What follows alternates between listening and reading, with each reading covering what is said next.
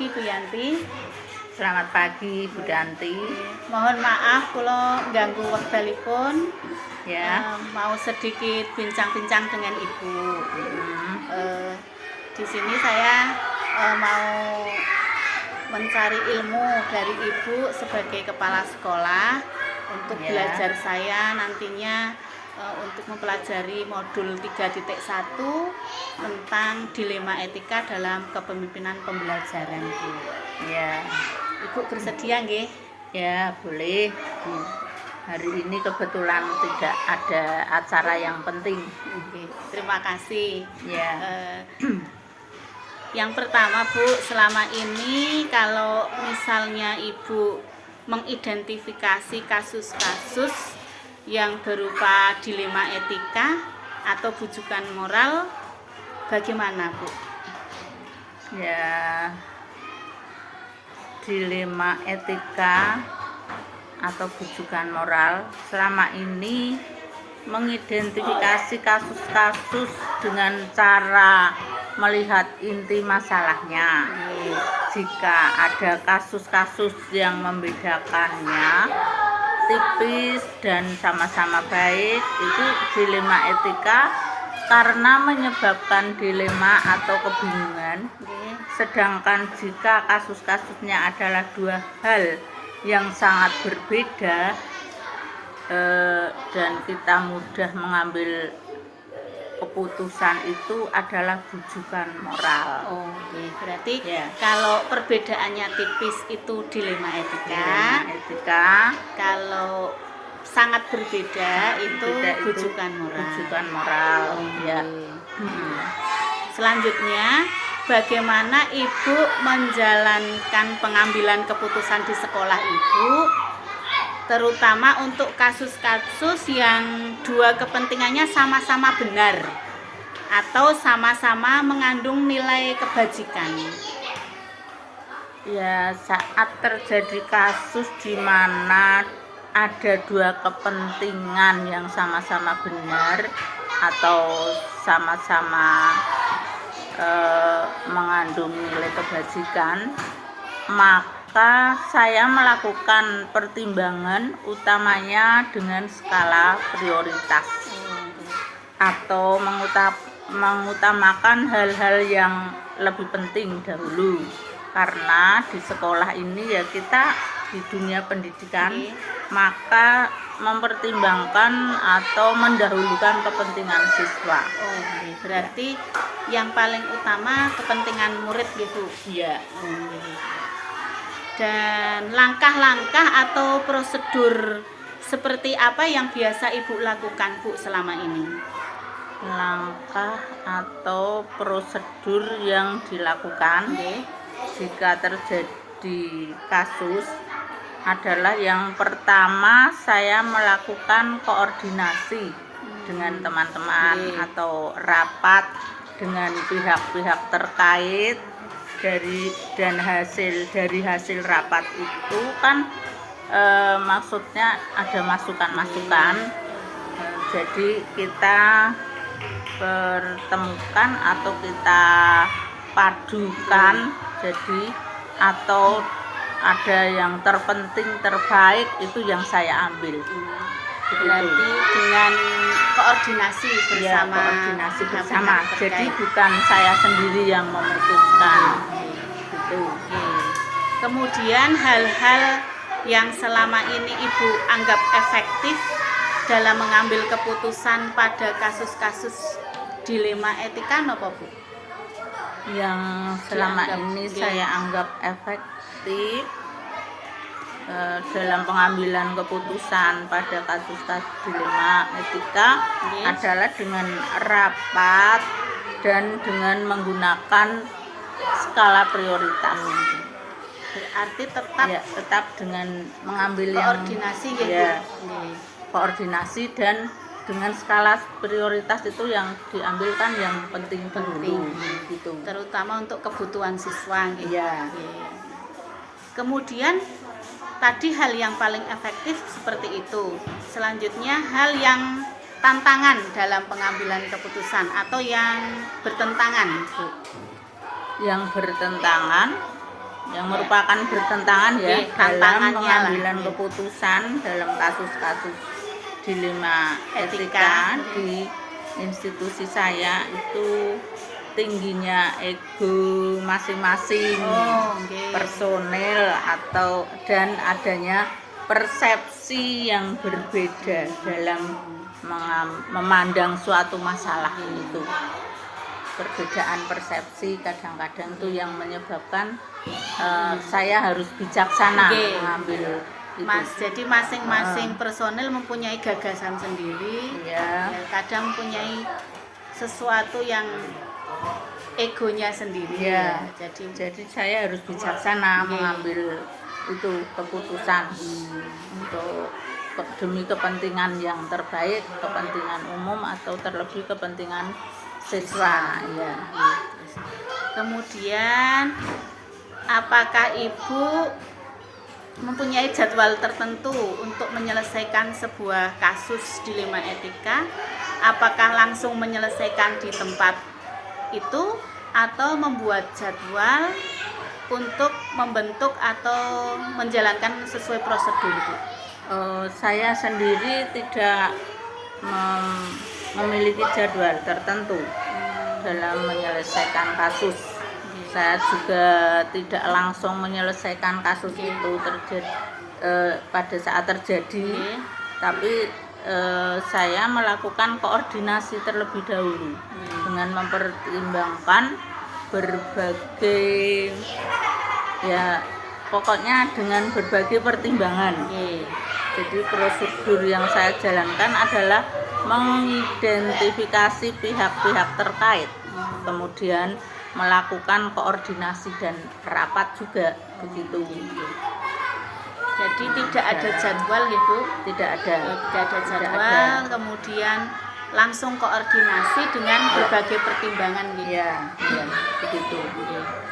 Kemudian faktor-faktor yang selama ini mempermudah atau membantu Ibu dalam mengambil atau mempertimbangkan suatu keputusan, mungkin ada seseorang atau faktor apa gitu? Ya, saya kan di sini ya ada guru juga yang senior, yang sudah pengalamannya banyak lebih, mungkin saya belum punya pengalaman itu, guru itu malah lebih jadi bisa membantu saya dalam memberikan pertimbangan-pertimbangan dalam mengambil keputusan gitu.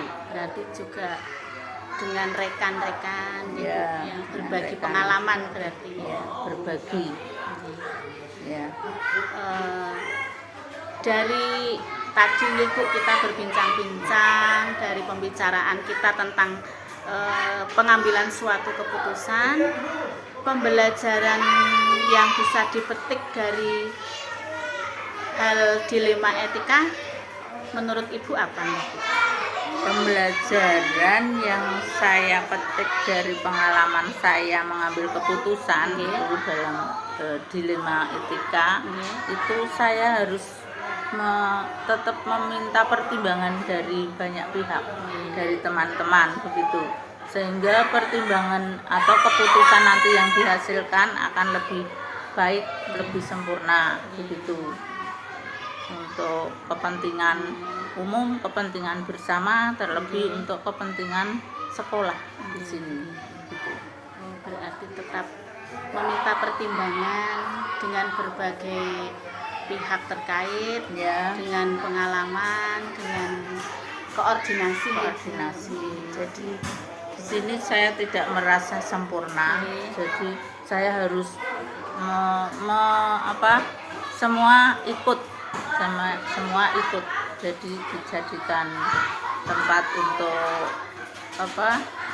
ikut dalam mempertimbangkan masalah-masalah itu dan berikut dalam saya mengambil keputusan. Mekaten Bu, terima kasih untuk waktunya, ilmunya, pengalamannya sebagai seorang kepala sekolah, pimpinan, dan itu sangat bermanfaat bagi saya. Semoga dalam mempelajari modul ini sebagai pemimpin pembelajaran khususnya kasus dilema etika, saya dapat benar-benar mempelajari dan dapat mempraktekkan dalam dunia pendidikan khususnya di sekolah dan khususnya lagi untuk murid. Bu. Ya, terima kasih sama-sama juga. Saya juga tambah pengalaman ini dengan berbagai pertanyaan dari Bu Danti, dan untuk selanjutnya semoga Bu Danti dapat menjalankan tugasnya dengan lebih baik dan lebih sempurna. Terima kasih Ibu. Ya. Mohon maaf mengganggu waktunya dan mohon doanya nanti saya dapat lulus sebagai guru penggerak. Ya, semoga menjadi guru penggerak yang bisa menggerakkan sekolah ini akan lebih baik dan lebih maju lagi. Terima kasih Bu. Ya. Selamat siang. Selamat siang.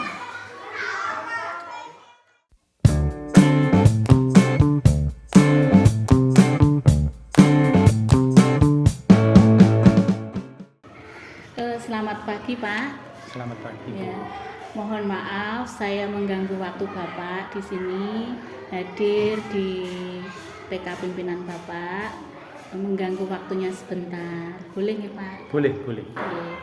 Saya di sini ada tugas dari guru penggerak, yaitu untuk mempelajari modul 3.1 tentang dilema etika kepemimpinan pembelajaran. Ya. Nah, saya mau ngasuh kawuh kali Bapak untuk pengalaman Bapak sebagai kepala sekolah di sini, bagaimana dalam menyelesaikan kasus-kasus yang terjadi selama Bapak menjadi pimpinan di sini. Ya. Yang pertama Pak, bagaimana Bapak dalam mengidentifikasi kasus-kasus yang merupakan dilema etika atau bujukan moral?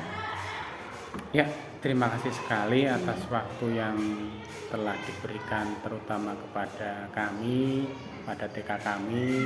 Tentunya setiap kondisi instansi pendidikan itu berbeda-beda kasusnya dan juga tentunya berbeda-beda cara penyikapannya atau penyelesaiannya.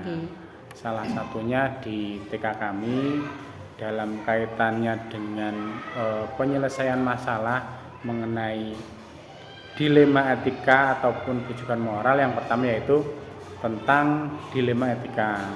Kami dalam hal permasalahan tersebut tentunya menggunakan beberapa konsep penyelesaian. Salah satunya yaitu menggunakan dari akar masalahnya ataupun dari topik permasalahannya.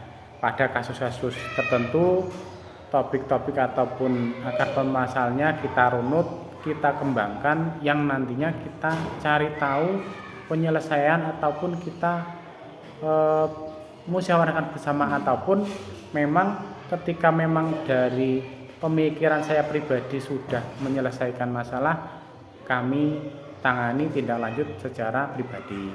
Mengenai tentang bujukan moral, itu memang dari instansi kami ataupun penyelesaian dari kami, yaitu dengan membandingkan ataupun mendudukan posisi yang berbeda antara yang satu dengan yang lain, tentunya dengan berbagai pertimbangan khusus yang nantinya diambil penyelesaian yang terbaik untuk masalah tersebut. Begitu dari kami cara menyikapi setiap permasalahan mengenai dilema etika dan bujukan moral. Berarti difokuskan permasalahannya, diteliti dulu, Ya, digali, dipertimbangkan akar masalahnya, nanti diselesaikan secara skala prioritasnya. Untuk selanjutnya Pak, bagaimana Bapak menjalankan pengambilan keputusan di sekolah Bapak terkait dalam kasus-kasus di mana dua kepentingan ini mempunyai sama-sama kebenarannya atau sama-sama mengandung nilai kebajikan? Oke, terima kasih sekali atas pertanyaannya juga kembali, memang pada saat-saat tertentu setiap permasalahan itu selalu muncul, apalagi pada dunia pendidikan yang tentunya basic pada instansi kami yaitu ranahnya sangat dasar sekali. Sebelum sekolah dasar itu memang banyak sekali hal-hal yang dianggap sama-sama betul, sama-sama baik, sama-sama bijak. Tetapi kami dalam menyikapinya tentunya hal-hal yang terpenting pada murid-murid kami itulah yang menjadi sebuah solusi dari permasalahan tersebut. Jadi tentunya kami selalu mengidentifikasi ataupun memang dari posisi sudut pandang sama-sama betul, sama-sama benar, sama-sama bijak, tapi tetap mementingkan kepentingan dari siswa kami ataupun murid kami. Berarti yang diutamakan adalah skala prioritas terutama untuk kepentingan siswa. Ya, seperti itu. Terima kasih Pak. Selanjutnya Bapak, menurut Bapak langkah-langkah apa yang sudah Bapak lakukan selama ini atau prosedur yang sudah Bapak lakukan selama ini dalam mengambil sebuah keputusan atau dalam menangani sebuah kasus? Ya, dalam suatu hal-hal tertentu ataupun kasus-kasus tertentu, tentunya yang pertama saya lakukan yaitu menggali sumber masalahnya. Setelah menggali sumber masalahnya ataupun sumber informasinya, kita lakukan koordinasi kepada teman-teman dari tenaga pengajar ataupun lingkungan sekolah ataupun sumber yang lain yang tentunya bisa menjelaskan lebih spesifik lagi masalah-masalah itu yang timbul.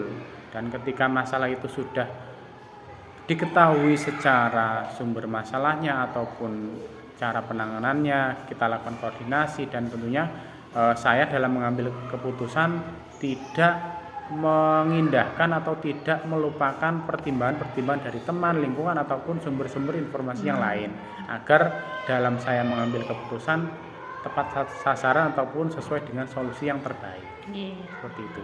Berarti Bapak pertama adalah klarifikasi masalah, kemudian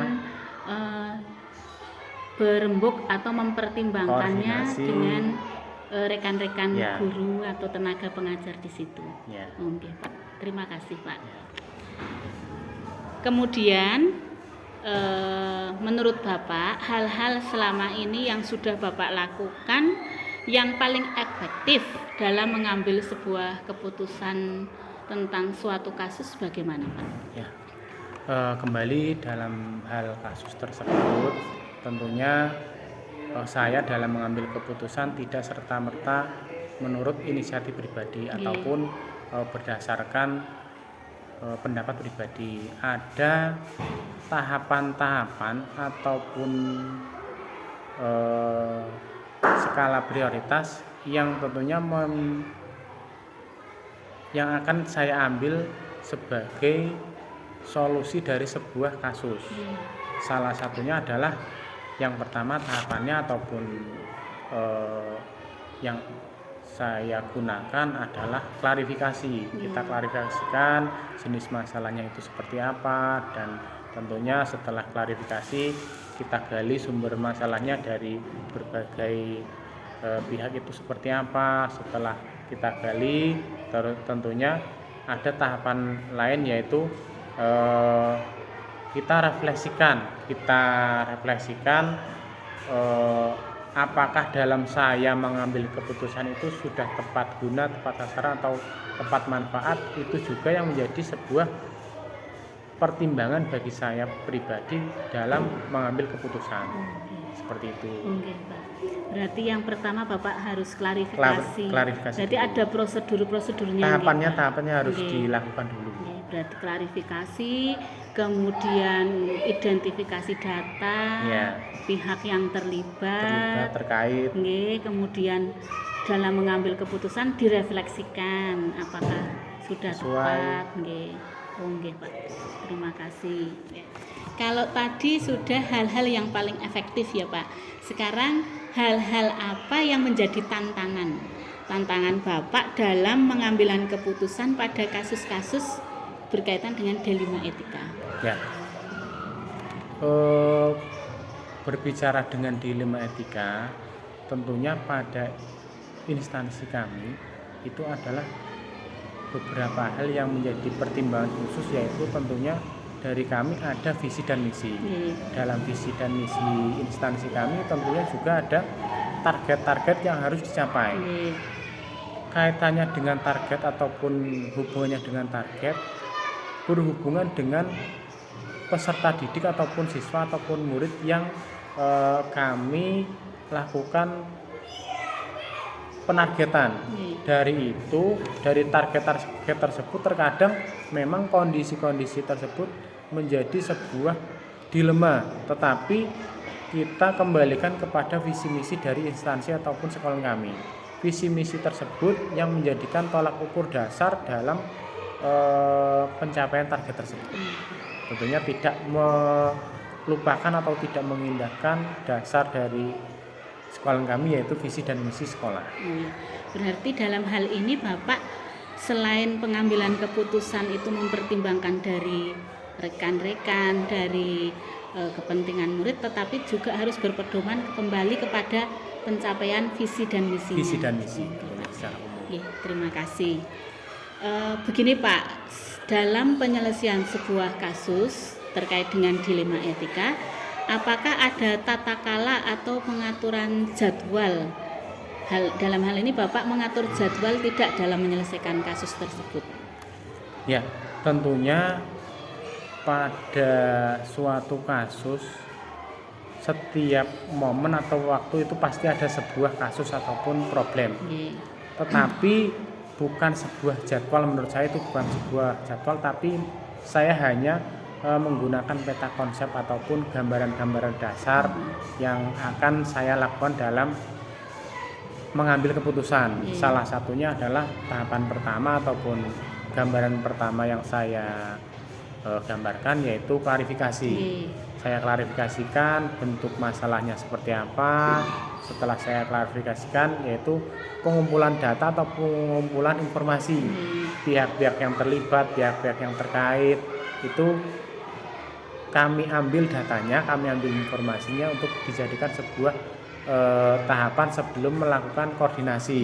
Setelah adanya informasi kami lakukan koordinasi kepada pihak-pihak yang lain agar nantinya pihak dalam koordinasi tersebut semakin merunutkan dalam saya mengambil sebuah keputusan.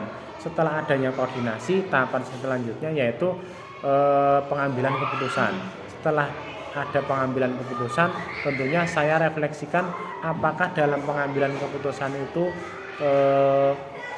efek manfaatnya itu seperti apa, nilai manfaat ataupun nilai yang timbul itu seperti apa, selalu saya refleksikan seperti itu. Oke Pak, berarti dalam hal ini mungkin untuk atur jadwal secara runtut nggak ada. Tidak. Tetapi dengan tetap peta konsep dan prosedur langkah-langkah ya Pak.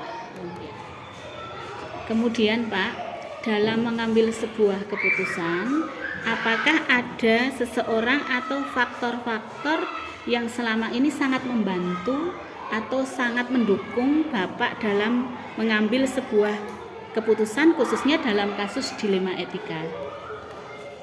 Berkaitan dengan kasus dilema etika, tentunya pengambilan keputusan saya yaitu ada beberapa yang menjadi bahan saya dalam mengambil keputusan, pertimbangan khusus dari teman sejawat ataupun teman senior ataupun teman-teman yang lain, dan tentunya ada sebuah kegiatan-kegiatan khusus dalam pertemuan kepala sekolah itu akan selalu saya catat ataupun saya note pada catatan tertentu, dan tentunya sumber catatan tersebut bisa menjadi sebuah bahan saya, gambaran saya dalam pengambilan keputusan dari sebuah perkumpulan ataupun sebuah forum ataupun sumber teman yang lain. Dan tentunya sekarang juga ada model-model dari dunia media sosial itu juga sebagai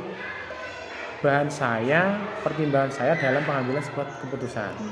Berarti di sini Bapak tetap mencatat nggih, Ya. mencatat, kemudian juga berkoordinasi selain dengan rekan sejawat mungkin di forum dalam rapat kerja kepala Rapat sekolah, kerja kepala sekolah. dan mungkin dengan berbagai sumber ya Pak, dari berbagai media informasi Ya. yang sekarang ini memang media informasi sebanyak sekali. Sangat penting, sangat Nggih. Dan sangat membantu nih nggih, Ya. Pak. Ya, terima kasih Pak. Perbincangan kita sudah banyak Pak. Kita sudah membicarakan tentang dilema etika, bujukan moral. Nah, sekarang menurut Bapak, sesuai pengalaman Bapak, pembelajaran apa yang dapat dipetik dalam penyelesaian kasus khususnya tentang dilema etika? Terima kasih sekali untuk semua pertanyaannya, dan tentunya semua jawaban itu berdasarkan dari pengalaman saya pribadi ataupun instansi kami, sekolah kami dalam menyelesaikan masalah. Pada kasus dilema etika tentunya yang selalu menjadi bahan pertimbangan dalam penyelesaian masalah ataupun hal-hal yang dapat diambil dari pelajaran tersebut, tentunya dari awal yaitu kita harus pertama mengklarifikasikan, yang kedua adalah mengkoordinasikan ataupun mempertimbangkan dari berbagai pihak. Tentunya dalam hal ini koordinator wilayah itu selalu menjadi bahan saya dalam berkoordinasi ataupun meminta pendapat agar tentunya pada masalah tersebut berbagai pengalaman itu, semakin banyak pengalaman semakin banyak dalam hal saya menentukan sebuah kesimpulan ataupun solusi.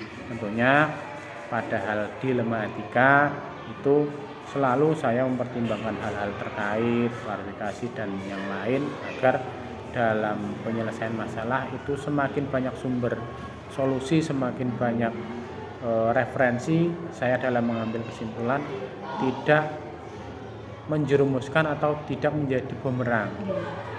Demikian yang tentunya dapat saya sampaikan, ataupun penyelesaian masalah dalam instansi kami berdasarkan pengalaman saya pribadi. Mungkin mohon maaf atas segala kekurangan pada konsep atau penyelesaian masalah, tetapi pada dasarnya kami selalu mengambil keputusan tanpa mengindahkan koordinasi dan penyelesaian masalah tersebut. Terima kasih Pak untuk ilmunya, pengalamannya, berbagi ilmu kepada saya sangat bermanfaat sekali, khususnya terkait dengan tugas saya pada modul 3.1 tentang penyelesaian kasus dilema etika. Semoga dengan perbincangan kita banyak manfaat, banyak membawa kebaikan, dan tentunya saya mendoakan semoga Bapak sebagai pimpinan di sekolah ini dapat benar-benar menjalankan tugas sebagai pimpinan dan dapat menjalankan apa yang menjadi tugas sebagai pimpinan untuk terutama prioritas kepada siswa. Saya minta doanya dalam mengerjakan tugas dapat selesai dan dapat lulus dengan baik. Kemudian saya mau undur diri. Terima kasih untuk waktunya. Mohon maaf apabila dalam saya bertanya kepada Bapak banyak sekali kata atau tutur yang tidak berkenan di hati Bapak. Ya, dari kami atas nama instansi sekolah ataupun pimpinan tentunya sama-sama tentunya kami juga sangat terbatas dalam memberikan informasi, karena berbagai pertanyaan tersebut itu yang kami jawab berdasarkan kasus yang ada di lingkungan ataupun instansi kami. Dari tema tersebut tentunya kami mendapatkan berbagai pengalaman juga, apapun kegiatan yang sedang dilaksanakan ataupun era-era di zaman sekarang tentunya digitalisasi ataupun modernisasi dari program-program CGP itu sangat membantu sekali dalam penyelesaian masalah ataupun menggali masalah. Sekarang modelnya sudah sangat maju sekali program-program yang ada, monggo semoga panjenengan bisa melaksanakan tugas dengan baik, dengan lancar, juga dengan lulus, dan juga pengalaman-pengalaman yang diambil itu tidak hanya menjadi sebuah pelajaran atau pengalaman, selanjutnya bisa diaplikasikan dalam kehidupan pembelajaran panjenengan. Terima kasih sekali atas berbagai informasi yang kami terima juga. Kembali kami sangat terbatas dalam memberikan informasi kepada panjenengan. Terima kasih Pak. Selanjutnya saya mau undur diri. Terima kasih untuk semuanya, untuk waktunya. Mohon maaf untuk kesalahannya dalam saya berkunjung di sini. Sami-sami. Terima kasih Pak. Sami-sami Bu.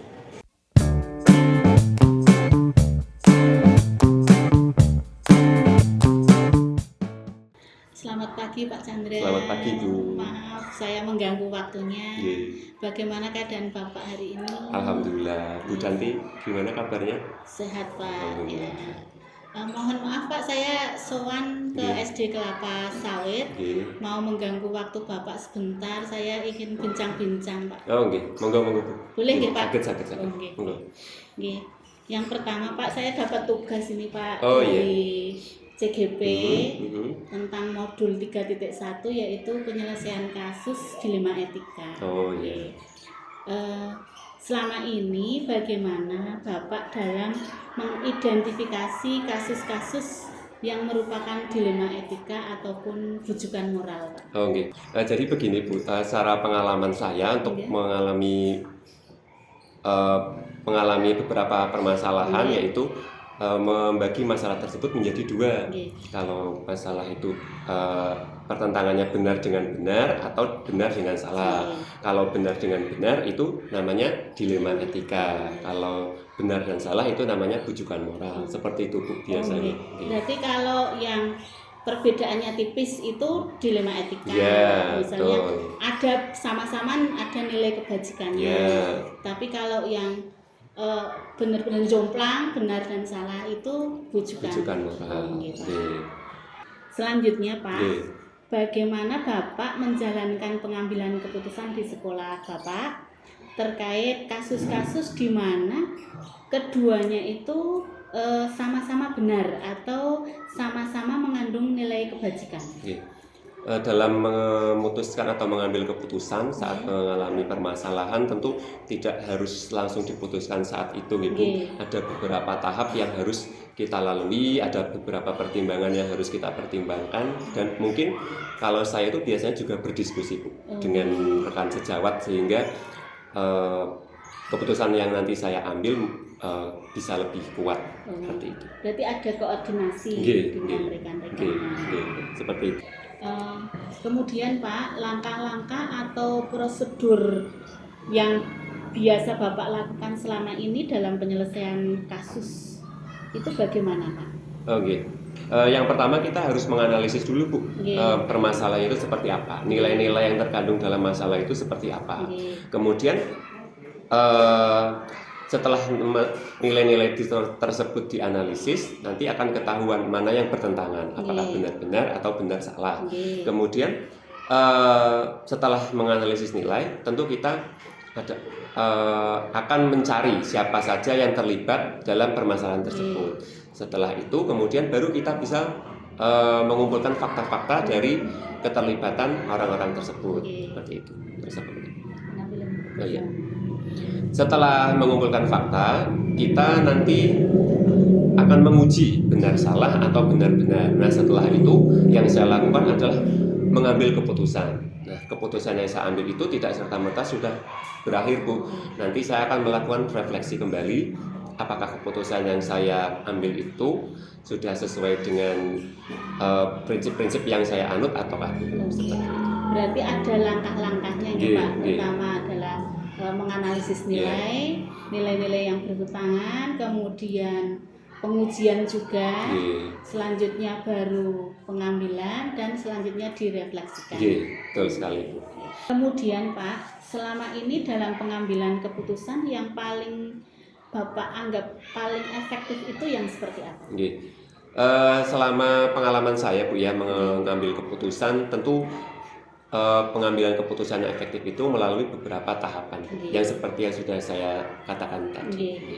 Berarti ada langkah-langkahnya Oke, ya. Kalau di dalam modul ada 9 langkah. Oh, 9 Pak. ya? Iya. Oh, oke. Tapi saya juga belum hafal. Oh iya, nanti kita bisa sharing gitu. Kemudian menurut Bapak sekarang hal-hal yang merupakan tantangan dalam pengambilan keputusan itu hal seperti apa?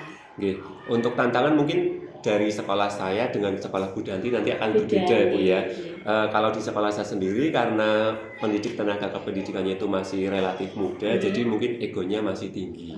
Kemudian cara pandang terhadap masalah, persepsi pada masalah itu juga berbeda. Oke, nanti yang dari guru-guru senior dengan guru-guru yang masih baru itu nanti jelas berbeda. Itu yang menurut Pak Chandra merupakan tantangan Iya, ya. Jadi iya. perbedaan persepsi dan mungkin karena usia mereka rekan-rekan Bapak itu Iya.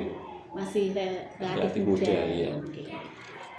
Selanjutnya Pak, Iya. apakah Bapak memiliki sebuah tata waktu atau jadwal dalam sebuah penyelesaian kasus dilema etika? Apa Bapak langsung menyelesaikannya serta-merta langsung atau dengan sebuah jadwal atau dengan sebuah prosedur? Oke. Ketika saya mengalami atau menghadapi sebuah permasalahan, tentu saya tidak gegabah untuk langsung mengambil keputusan pada saat itu, Ibu. Oke. Karena memang ada beberapa langkah yang harus saya tempuh agar keputusan yang saya putuskan nanti atau keputusan yang saya hasilkan nanti bisa lebih baik. Berarti ada prosedurnya, Iya. kan? Tidak serta merta itu jadwal tertulis Tidak, begitu. tidak. Oke. Selanjutnya, apakah faktor-faktor yang selama ini membantu atau mempermudah Bapak dalam pengambilan sebuah keputusan, Pak? Oke, prinsip saya bekerja sama lebih baik daripada bekerja sendiri, Bu. Oke. Jadi saya kerap meminta bantuan kepada rekan guru yang memiliki kematangan emosional maupun kematangan spiritual untuk bisa saya pertimbangkan untuk mengambil keputusan nantinya. Berarti harus koordinasi. Betul, Bu. Itu Dengan- sebuah wujud koordinasi Oke, juga. terutama dengan senior. Oke, oke. Tapi kan Bapak senior. Beberapa rekan guru di sini lebih senior daripada saya, Oh, oke. memiliki pengalaman mengajar yang jauh lebih Lebih banyak ya. Terima kasih Pak. Tak terasa Pak, perbincangan kita udah banyak ya Iya. yang kita Iya. pembicaraan kita sudah agak lebar gitu. Kemudian pembelajaran kita kali ini menurut Bapak apa yang dapat dipetik dalam pengambilan keputusan khususnya dilema etika? Oke. Dalam pengambilan keputusan tentu tidak harus serta-merta selesai pada saat itu juga, Bu. Oke. Karena memang harus melalui tahapan-tahapan yang sudah saya sampaikan tadi, Oke. kemudian melalui beberapa pertimbangan dengan rekan guru yang mungkin mempunyai kematangan emosional yang lebih baik, sehingga keputusan yang nanti saya hasilkan itu bisa lebih baik dan memuaskan semua pihak. Oke. Terutama untuk kepentingan siswa. Iya, betul. Terima kasih Pak untuk waktunya. Iya. Sudah meluangkan waktu. Saya sowan ke SD Bapak, banyak sekali kesalahan, banyak sekali tutur kata yang tidak berkenan. Saya mohon maaf dan selanjutnya saya undur diri Pak. Iya. Semoga saya dapat mempelajari modul ini dengan baik. Iya. Mohon dukungan Bapak. Terima kasih untuk ilmunya Pak. Terima kasih Bu Danti, semoga program guru penggeraknya lancar, Ya, bisa amin. lulus dan nantinya bisa menjadi pemimpin pembelajaran yang handal. Amin Pak. Terima kasih, Bu. Oke.